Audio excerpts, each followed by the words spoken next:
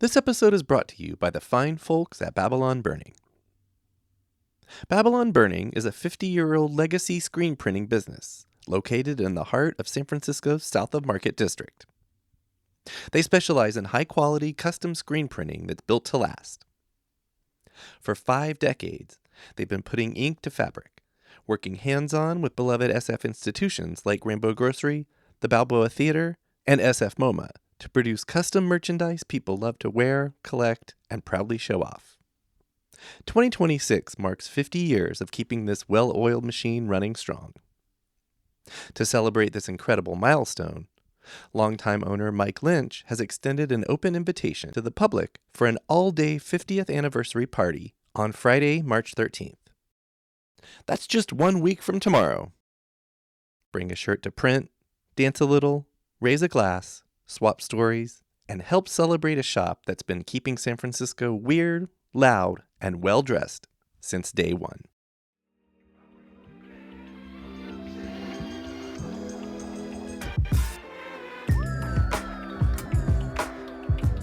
That was our joke, was like, the list is so long, we'll never run out of material. And like, people were like, do one on Trump. And I was like, the dude commits crimes every day. Like, we would have to update it every day. So then the joke was, when the show's coming to an end, we'll do a final season on Donald Trump.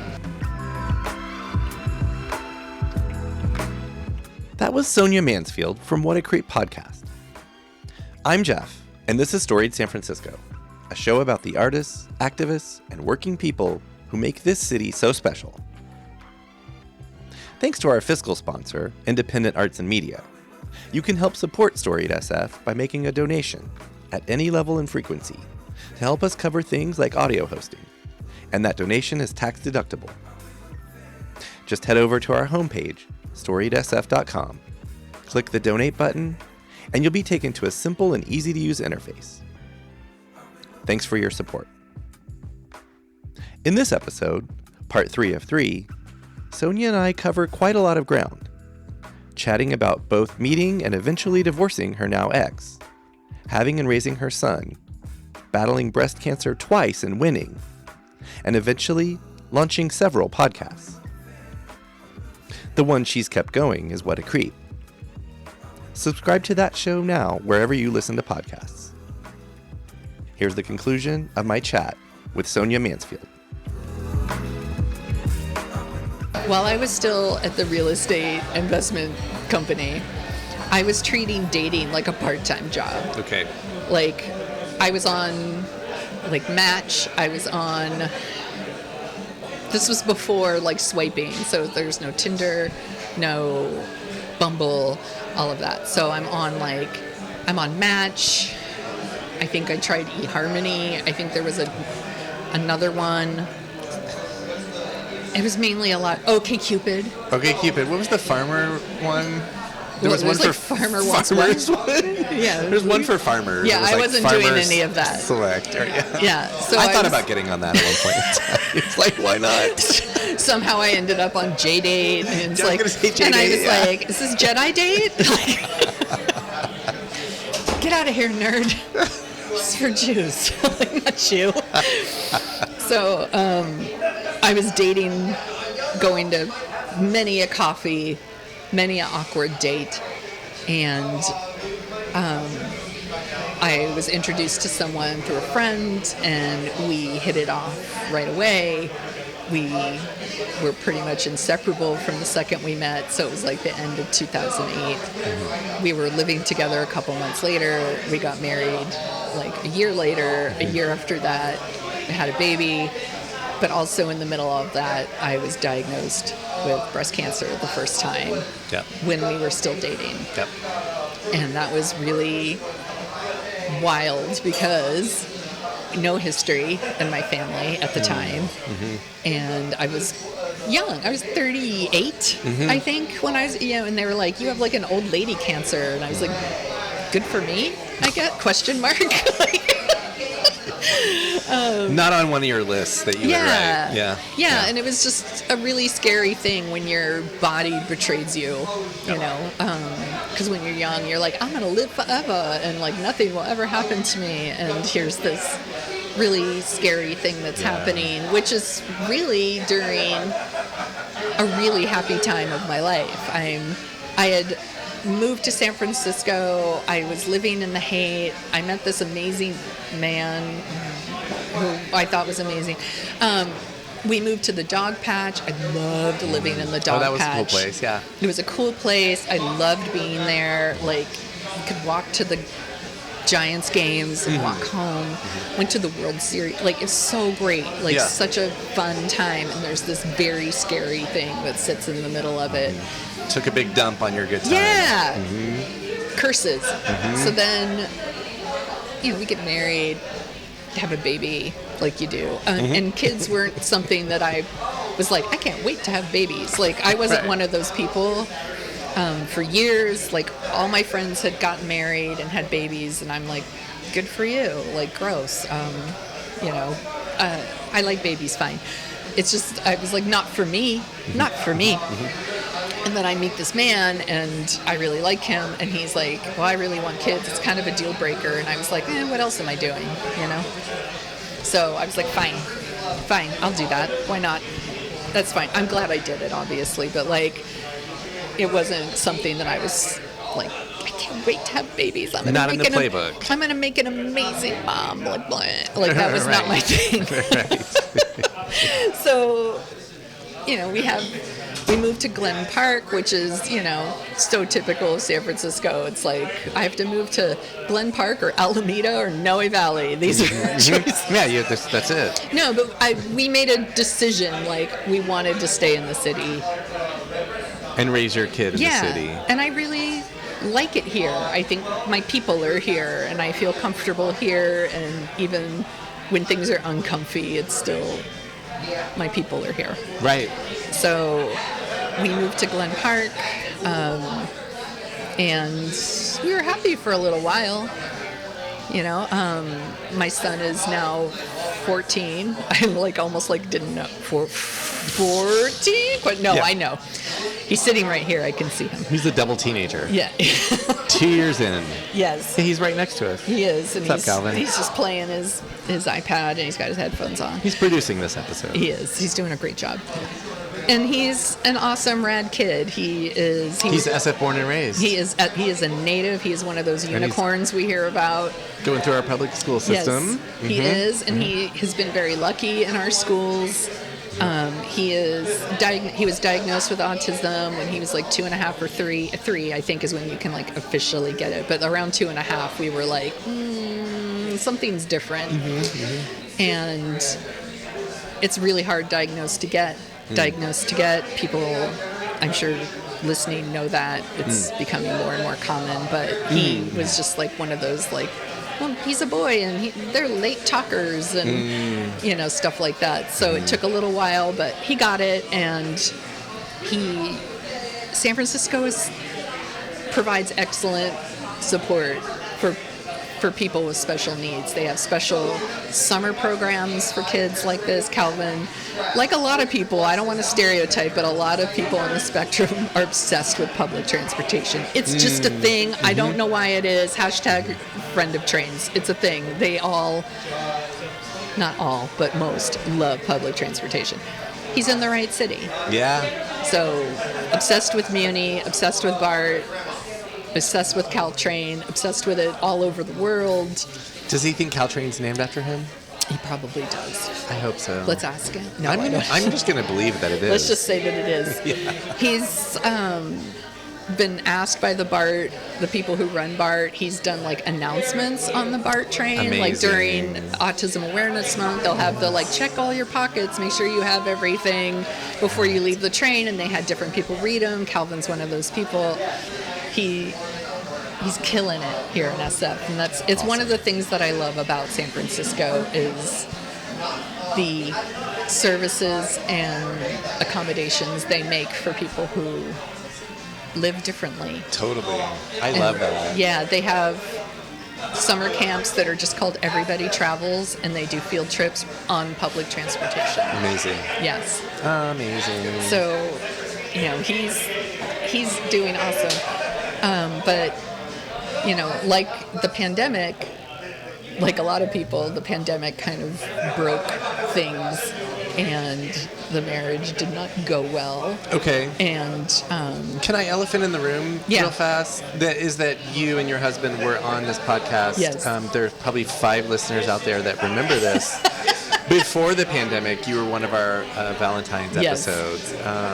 And so, just want to let's acknowledge that. Yeah, let's talk about it, because here's the thing. We did that episode, and if you had asked me, like, before everything went down, I was like, we're in love. Right. We're in love, love, love. Like, I would have never thought we were going to split up. I was Right. like, we're in love. This is like movie love. Everyone should be so lucky to have what we have. You know, we're in love. And by all accounts, like, while we were married, he was a good human. He took I was diagnosed with breast cancer a second time after Calvin was born. It was more aggressive. I had to do chemotherapy. It was very stressful. It was really hard. And that's where things started to get some cracks. I feel like it maybe broke his brain a little bit. And then the pandemic happens after that. And Broke everyone's brain. yes. To be fair. Yes. But yeah. And then, you know, he did something I don't like. And I don't like it either, for the record. You know, and I was doing a lot of work trying to save it, and he was not. And finally, some girlfriends and we're still in the pandemic, kind of, like we're all social distancing a bit. And some girlfriends arranged a trip to the Madonna Inn, which is like one of my favorite places in the world. And they took me there, and they basically shook the shit out of me and were like, what are you doing? Like, Get out. You are doing all the work Yeah. to save something that he doesn't want to save. You need to go now. Yeah. And that was really, he needs to go now. And that was really, really hard, and not something, it's just not the story I had in my head. Right. And so, so we split up, and that was really hard. And then I had to get used to like a new reality where I have you did something dumb, which means, or something hurtful that destroyed our family, and now I get my kid 50% of the time. Right. And I'm like, it made me angry, and I don't deal with my anger very well. And I had a lot of weekends to fill when normally they were already filled for me, and I didn't know how to fill them. Right. So I consciously made a choice to try to fill that time and not burden other people with filling my time. So it was just a lot of back to the movie theaters by myself, doing jigsaw puzzles while listening to podcasts. 1,000? Yes. Yeah. Really big. 1,000 is Yes. where's my comfort level. Yeah, while listening to podcasts, like that sort of thing. Yeah. And then just to fill that time and know that eventually it'll pass, I guess, you know. And Or you'll get used to a new reality. Yes, Yeah. I had to build a new reality Yeah. without him, and it was almost like quitting. I've never smoked because I'm such a goody-goody, but like I imagine it's like quitting any other like bad habit. You have to like rewire your brain to think differently, and I was always like us, thinking about us in the family and all of that, and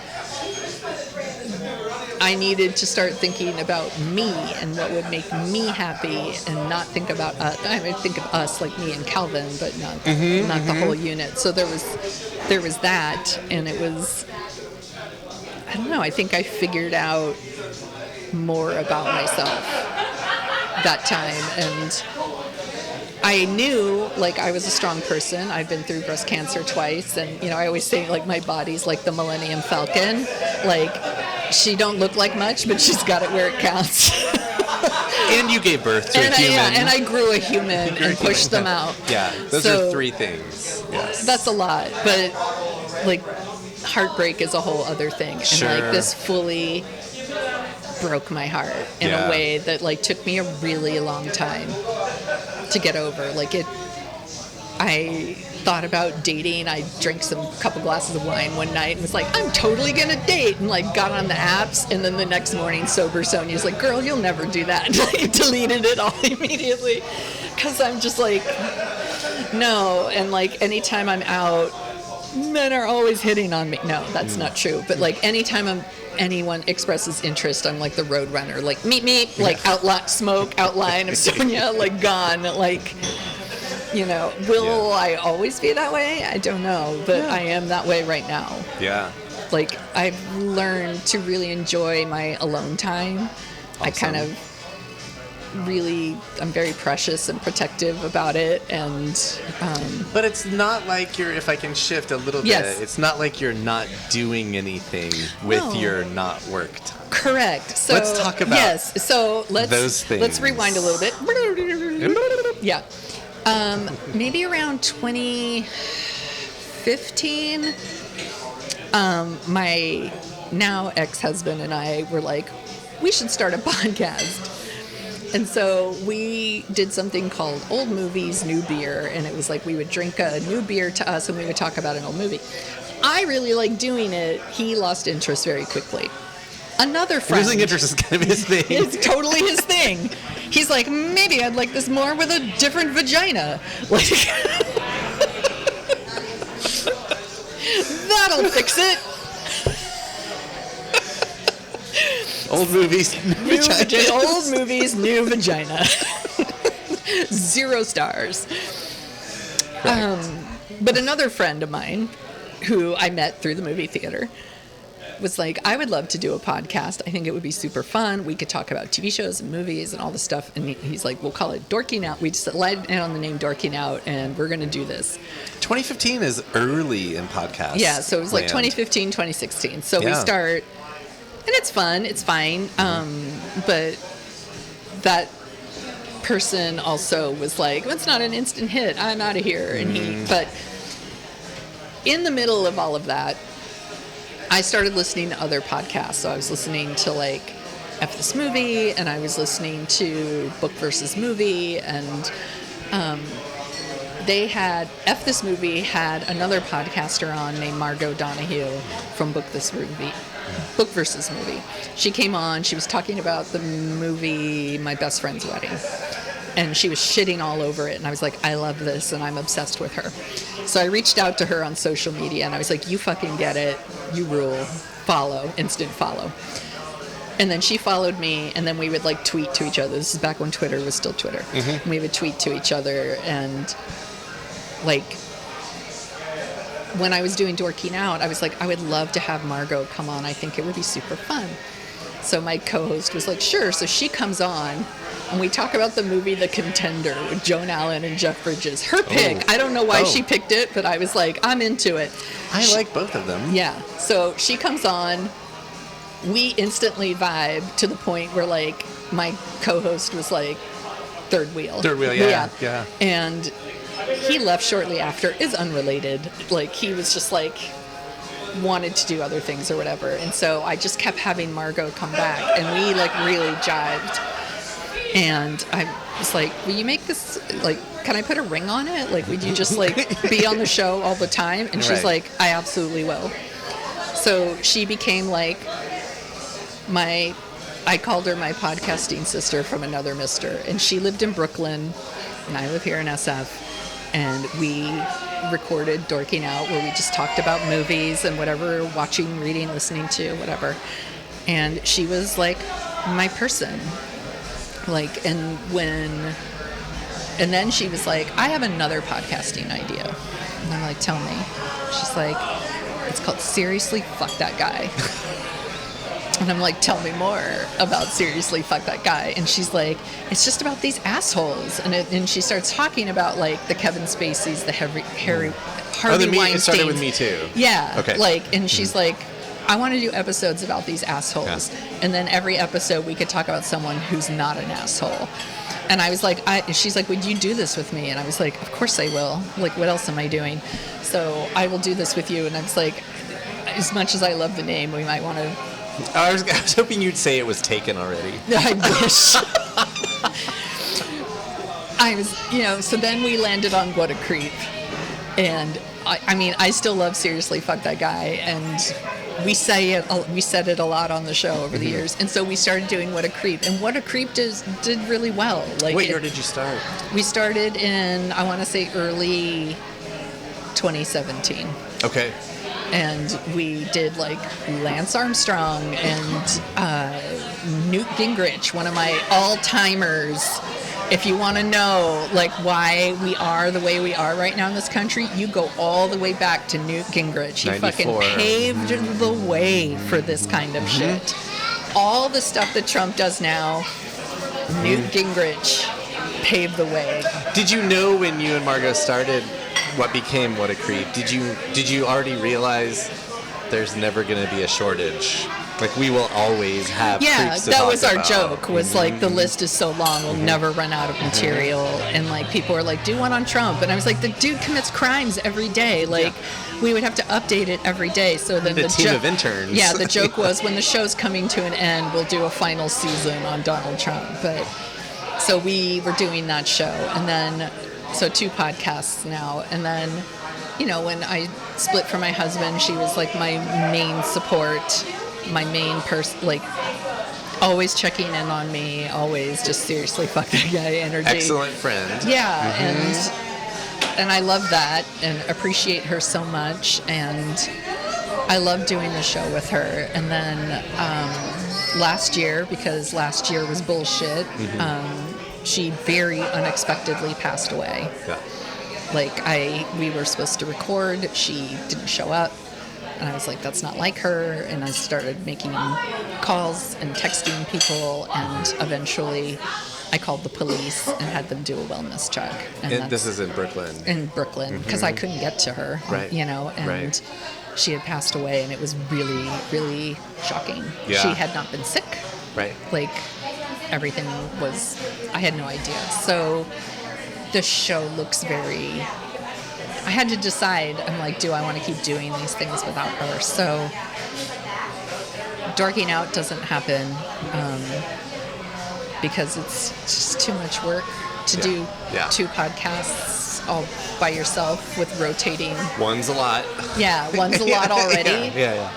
And so I've had like rotating guest hosts on What a Creep, and because it has a good following. It has a lot of really devoted fans who are so lovely, and have, over the years, I hate Facebook, I hate it so much, but like, I can't leave it just because it has a very active Facebook group. The best people, like, they share creeps, they share non-creeps, they share pictures of their pets, they share good news, they are so lovely.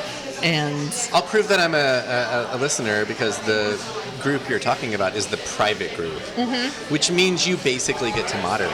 yes. There's no garbage in your corner of And by the way, Facebook. we don't fuck with that. If Yeah. people come in the group and they start acting shitty, Goodbye. bye-bye. Yeah. We kick you out. You have to answer questions to join. We are very specific about that. Yeah. And we definitely had people who show up and act a fool, and we just kick you out. We don't act like, please behave yourself. No, Yeah. bye-bye. Like, Yeah. Margot did not fuck with people who were shitty on the internet. I was more like, I'm going to argue with total strangers on the internet. And Margot's like, no, we just block people. Yeah. You know, if we get 1-star reviews on iTunes, which happens sometimes, she would screenshot them and share them, you know, and be like, another satisfied listener. Like, Where are the usernames always great on those? so It's just the best. honestly, it's usually people who were like, this show would be great if they would keep politics out of it. And I was like, it's called What a Creep. Yes, the world of politics is immune from creeps. It was just people who Are you were kidding me? people who were like, well, I'm like, It's the whole ripest field. Yeah, right. like the interview with Sydney Sweeney that's going viral right now, and she's like, I'm not really political, I'm just an artist. And I was like, first of all, quote unquote artist. Second, like, art is political, you stupid cunt. Yep. That's also another name for the show that we pondered. What a cunt. Sure. That's what I call the bonus episodes. So you've been doing What a Creep now. Well, you've been doing it with guest hosts coming up on a year-ish or 6 months. It's been like 6 months. Yeah, it's been like 6 months. It's and about 6 months. Like, so Margot D, Margot Donahue, also did Book versus Movie with another Margot named Margot Pararis. And she's been kind enough to come on. We've been guesting on each other's, and She did Marjorie Taylor Greene with you. yes. Yes. And then, and she's great. First of all, I love Book versus Movie, but also she's a great co-host because she keeps me honest. Like, not everyone is 100% evil. Like so she'll do a little, like, I'm just asking questions here. I appreciate her. You know, my sister does bonus episodes with me. Your wife, Erin, came on and we did Dick Cheney. Was Erin already supposed to come on when Dick Cheney died? Like, No. okay. What happened was we had other people picked out, and then he died. And I was like, he's not doing any more creepy stuff. He just moved to the top of the list. Finally, we have a grip on how creepy he was. Finally. That's kind of the same with Trump. It's like we need him to die first, and then Yeah. We can't cover him. It's too soon. Yeah.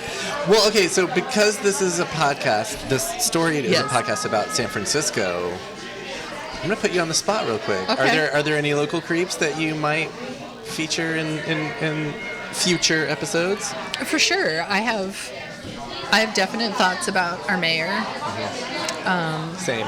I have thoughts about our current governor, who also has roots here in San Francisco. Are these people that could have a road to redemption? Maybe. And sometimes, by the way, that is true on What a Creep. Like, somebody could be on the show and be like, what a creep. But maybe there is a road to redemption for these people. Can they make amends? Maybe. These aren't all people that committed, like, murder or sexual assault, although it's a lot of them. Either one that we know of. Yeah, you know, I'm like, are there roads to redemption for those people? Maybe. That's very Christian of you. I'm so religious. Everyone says that about me. No, but it's I get your point. They're not Dick Cheney. They're not exactly Donald Trump. Yeah. Yeah. So there are people like that for sure. And I mean, there's categories of people that we could talk about tech bros. Ooh. We could talk about AI bros. You know. There's no shortage of creeps, and it is therapeutic. Like, sometimes I hate doing the research because you're ingesting all this bad stuff, and then you're like vomiting out stuff. All of it. Yeah. I mean, that is a good place to end, because it's like what I do with Storied is highlight what people that I think are doing good shit here. But at the same time, in the podcast and in my newsletter and on my social media, I don't want to ignore that there are creeps here, and they're doing creepy shit. Yeah. So we just we need to acknowledge that, point it, shine a light on it, point to roads of redemption if possible, and be like, well, because it's even for me, it's even like more. The contrast is more stark in a place like this, where if you are a creep, it's like. Yeah, don't do that. Yeah, and we see that sort of thing all the time, and I see it sometimes at work. I work for a tech company now. Yeah. I am, trying to think of our customers and our users and try to make the internet make sense for people and sound like a human. I don't necessarily want AI to sound like a human, and that's a dance that I'm doing because I don't like it and I don't want to use it. Are you going to do an episode about AI? Totally being could. A creep? Totally could. I mean, it's definitely done creepy shit, hasn't it? Constantly. Constantly creepy. Yeah. Look at the Waymos here. Like, he's the Cybertrucks, all these things. The billboards. Ooh, you could do an episode about the billboards in San Francisco. They're so creepy. They are, and it's interesting. Like, I went to Cobb's recently, and I saw Pete Holmes. Do you know Pete Holmes? Yeah. The comedian. Yeah. And he was mentioning all the billboards with AI, and he's like, they're all acting like they invented AI when really they just, like, acquired another company that has AI, and they put it in there. And I was like, correct. And then he also points out the AI is working on the shit that, like, that we want to do. Because I was like, I don't want Hal from 2001. I want Rosie from the Jetsons. Exactly. I want a robot to do my laundry and put it away for me. Mm-hmm. I don't want a robot to write for me. I like to write. I don't want to see a movie that's made with AI, like Darren Aronofsky put out something. It's like it's about the Revolutionary War and it's all AI, and I was like, not interested. They call it slop for a reason. Yeah, it's. I'm like, go watch the documentary about with Ken Burns. It has no AI and it's terrific. Mm-hmm.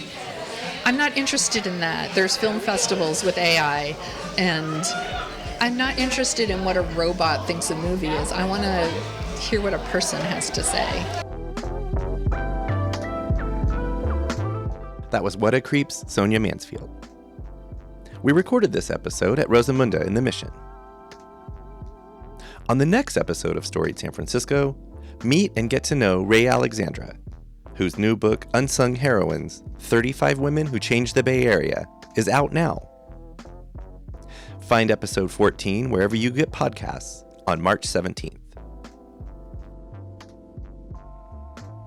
Music for Storied San Francisco was produced, performed, and curated by Otis McDonald. Our contributing producer is Aaron Lim of Bitch Talk Podcast. And the show is produced and hosted by me, Jeff Hunt. Now in our 8th season, we have more than 300 episodes available on our website, storiedsf.com, or wherever you listen to podcasts. If possible, please rate and review the show.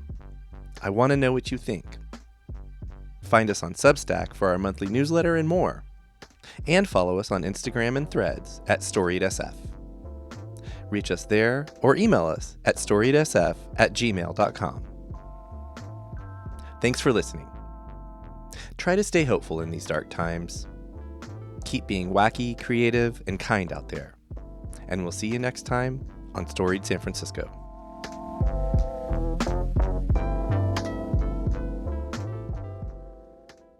We acknowledge and respect the first humans of the unceded land we call San Francisco, the Ramaytush Ohlone. We condemn the genocide of these and other tribes across the Western Hemisphere. We honor their legacy and history, and we support rematriation and sovereignty efforts. Hi, my name's Calvin. I like bar because it's easy. If you score on the train, make sure someone doesn't fall out of your pocket. Check to see before you leave.